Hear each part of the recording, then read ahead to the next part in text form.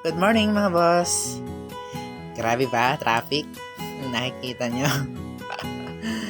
Yan, normal days lang yan dito sa Quirino Highway.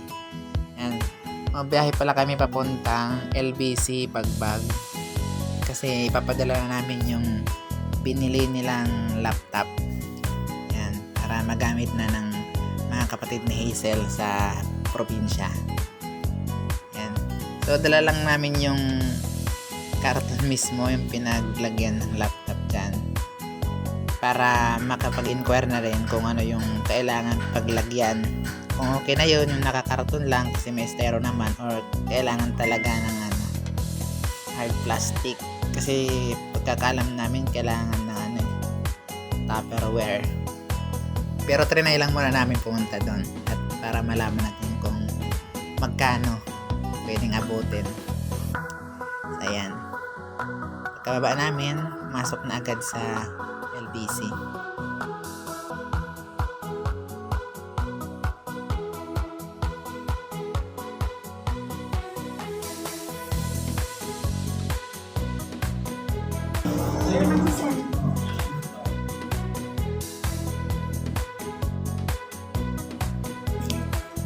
Boss, pag laptop, yung lagayan niya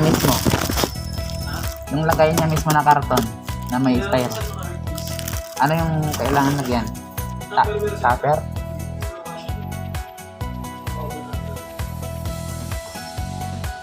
Ano yan, may iba box pa ba yan? Nagkakarton pa? Tapos pwede pa yan isama itong bag. Kasya naman.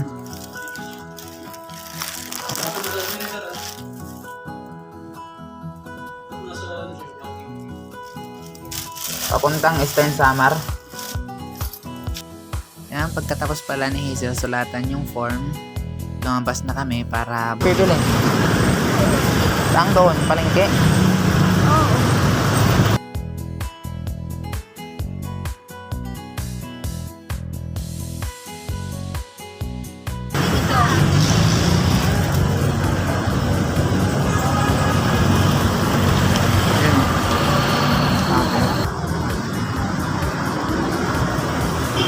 Katin natin muna. Importante, kailangan may sadam. O yan, okay na yan. Ibababble wrap pa kasi to. Oo, tama.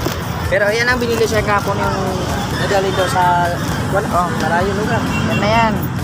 Magkano to? 150 lang. Pagkatapos namin bumili, syempre bumalik na agad kami sa LBC Bagbag. Tapos sinabayan na lang din namin yung tumatawid dyan sa pedestrian, kasi traffic talaga dyan yung papuntang Mindanao Ave.